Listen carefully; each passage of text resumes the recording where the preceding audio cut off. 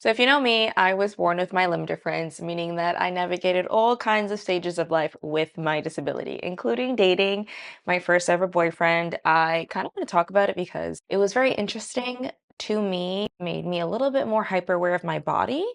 Not in the sense of like teenage hormones, but the fact that my body was different. I was 13, 14, I want to say at the time. So was he. He was in the same grade as me. I was just more aware of how my body looked, and I've always felt beautiful in my body with my limb difference.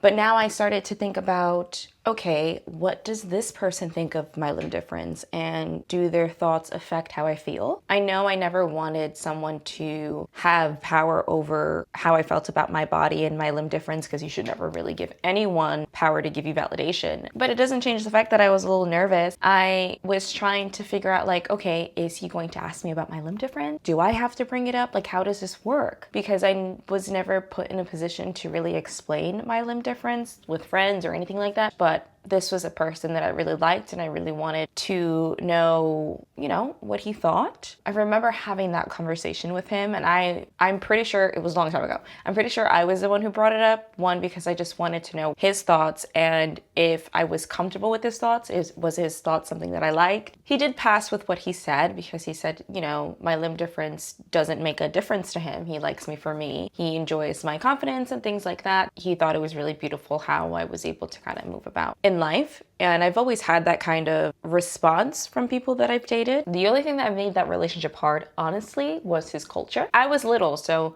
for me, I didn't really understand what was the big deal. One, I believe she wanted him to date someone within his culture. And two, I don't know if my disability played a role for her, because it just felt very closed-minded.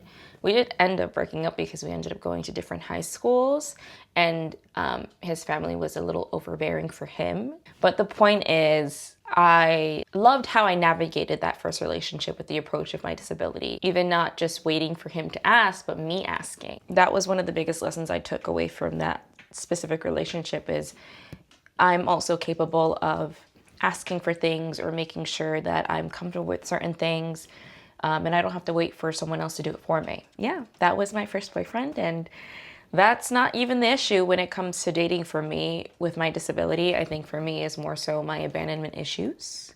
Well, correction, my used to be abandonment issues with my father, because I was only raised by my mother and my grandmother.